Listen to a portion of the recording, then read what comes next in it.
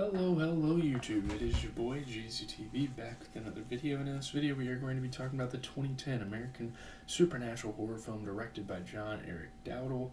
We have M. Night Shyamalan also kind of involved with this movie. It's Devil, The Night Chronicles, One Devil, whatever you want to call the movie. Just for short, it's Devil. So we're going to get into the plot. We're going to spoil the movie, everything that happens. Spoilers are pretty important in this movie.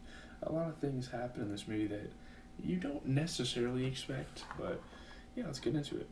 So getting into the plot here, the plot is a pretty complex one. I mean, it is pretty simple, it's pretty improv, really, but there's a lot of intricacies for what it's given here. I mean, we start with the Bible verse, 1 Peter 5:8, to start it. So an unseen man narrates with a story about his childhood, where his mother explained the circumstances that surround the devil roaming the earth. If you believe in God, you most likely believe in the devil too and of his presence, and this movie has a lot of religious sentiments and messages about that. It's not really an evil movie. You see this picture here, obviously it's very evil. You see what it represents. But this movie is really trying to bring awareness to the religion issue, and you can't always be forgiven for what you do, and stuff like that.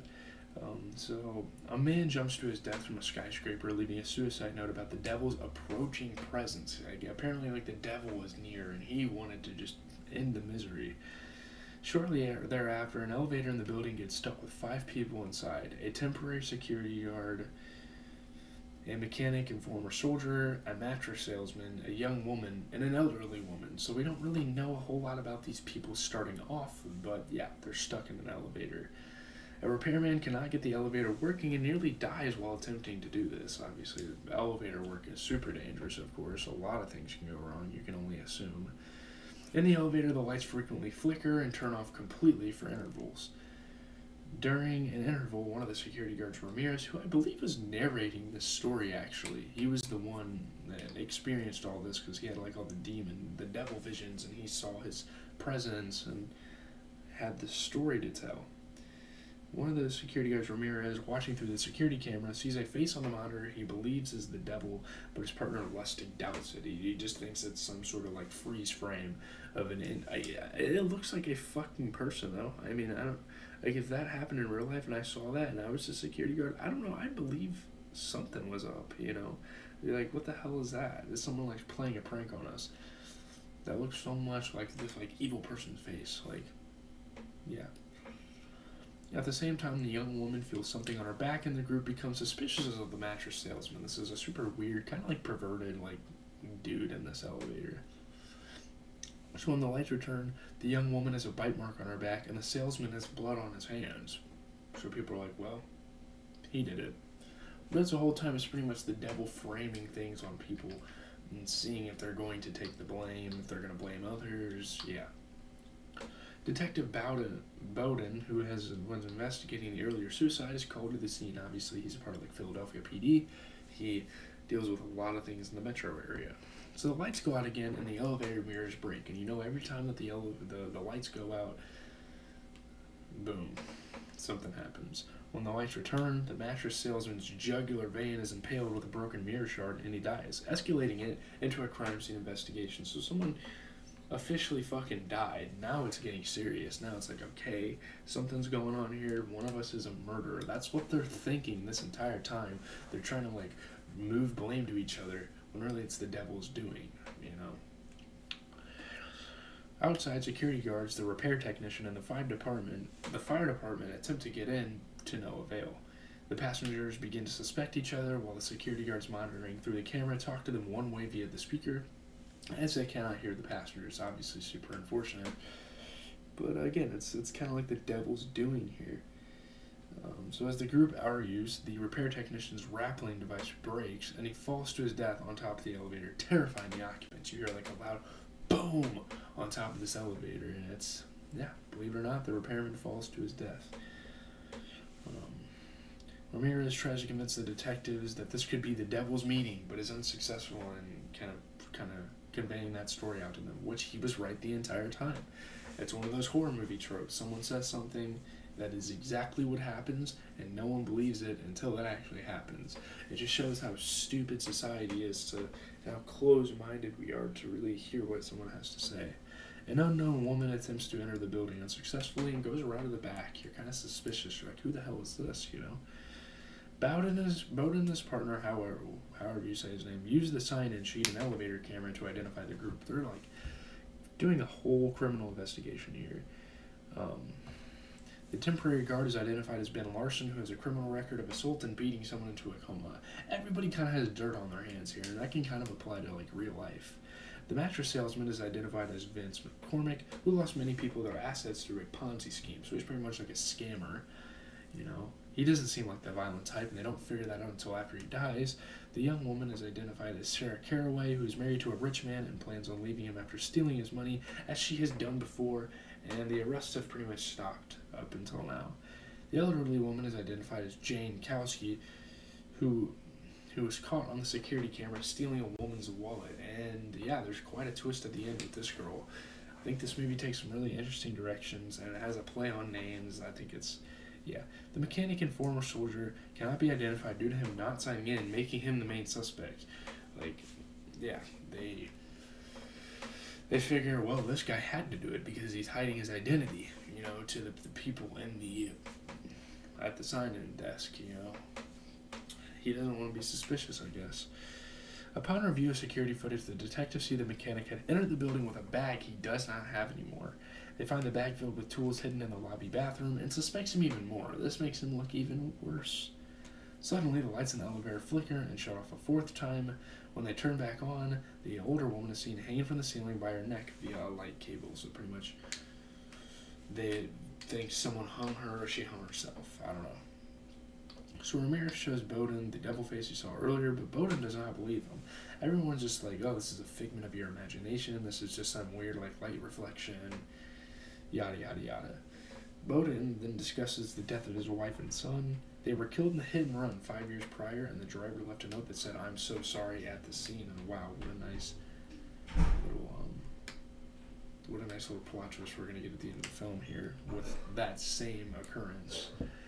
So as the detectives investigate the soldier, Ben and the soldier get in a fight, each suspecting the other is the killer. They think, no way this woman's the killer because, first of all, stereotypes. I don't think a woman's going to brutally murder these people in the way that she does. Second of all, she's cowering in fear the entire time this is going down. Sarah tells Ben to kill the soldier before he kills them, and Ben attacks the soldier. Bowden comes back to the control room and diffuses the situation by having the passengers put their hands on the walls and kind of get a little aggressive, and he's like, well, we need to kind of keep our sanity here.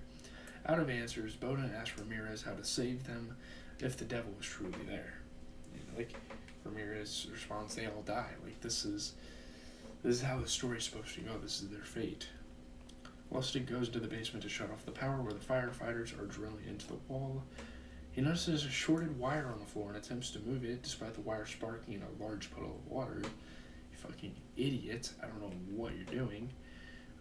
The detectives talk to the lawyer the young woman was supposed to meet with and try to contact Sarah's husband. Lustig, severely shocked, causes a scene by stumbling into the lobby and collapsing amidst the crowd. We assume he dies. I don't know if we really saw what happened to him.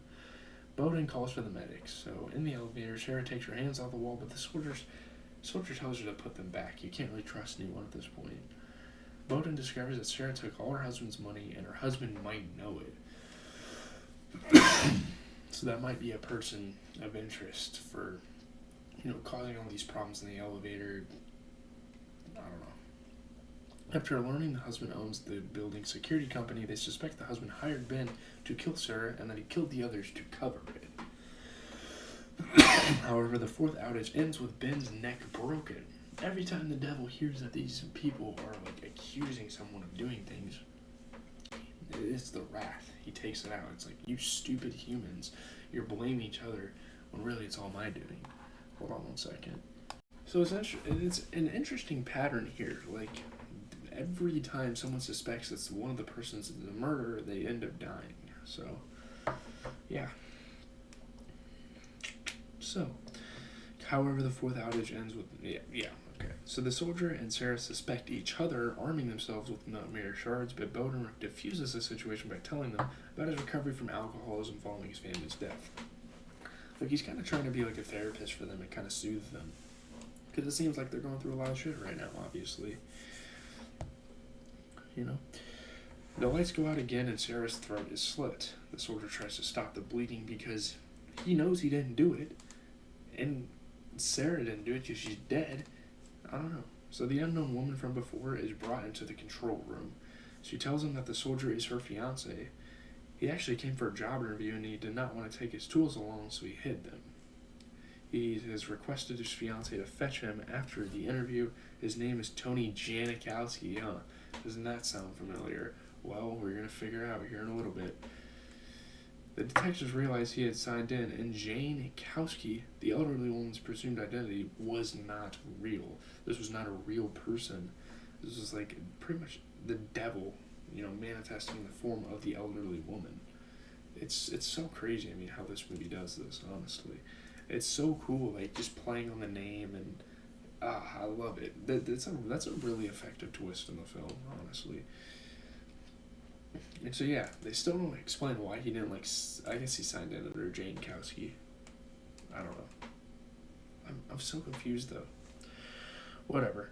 Tony tries to trade his life for Sarah, but the devil says he cannot do that. It's kind of like a similar situation with, Jeepers Creepers there. Tony grabs the radio and confesses that he fled from a fatal accident 5 years ago. Maybe this is what the devil wanted the whole time. Someone fess up to something that they did. Bowden realizes that Tony is responsible for the death of his family. This is the same family that Bowden was talking about, his family dying from the hit and run. That's the family, it turns out, that Tony hit. Very interesting, full circle moment. The devil, powerless now that Tony has repented, vanishes after causing the elevator to plunge several floors. The firefighters are finally able to get in, but the old lady is gone.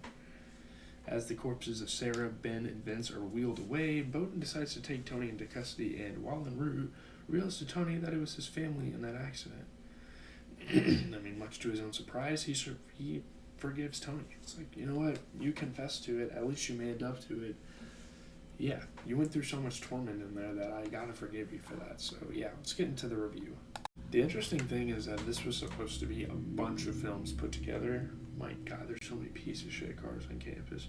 But let's kind of talk about what people think of the movie. This is going to be a really short segment of the video, maybe a minute, honestly. It's okay. It's better than many of the other films M. Night Shyamalan has been associated with, but Devil never gets more than a few low-budget thrills out of its fiendishly promising premise. It's not as intense as you kind of expect it to be, and that's definitely a con here. It's okay. Like the solid B thrillers of yore that often outshone Apex topping double bills, M. Night Shyamalan produced Devil is nothing very special or original, but it gets the job done briskly and economically. It's a fine movie. It's a doable movie. I just don't have a lot to say about it, honestly. It's cool. I like the premise of it. It's interesting. I don't think a lot of films have necessarily took some sort of direction in here. Obviously, religion has always been prevalent in horror films, but man, they do something here. I'm just not sure how effective it is.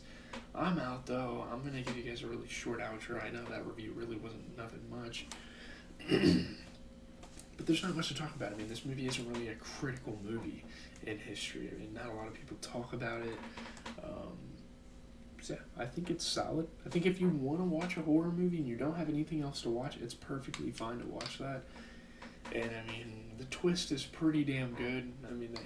There's a couple. The fact that the old woman's wasn't a real person, the fact that Tony killed the officer's family, I think it's really interesting. But I'm out, guys. Have a good rest of your day.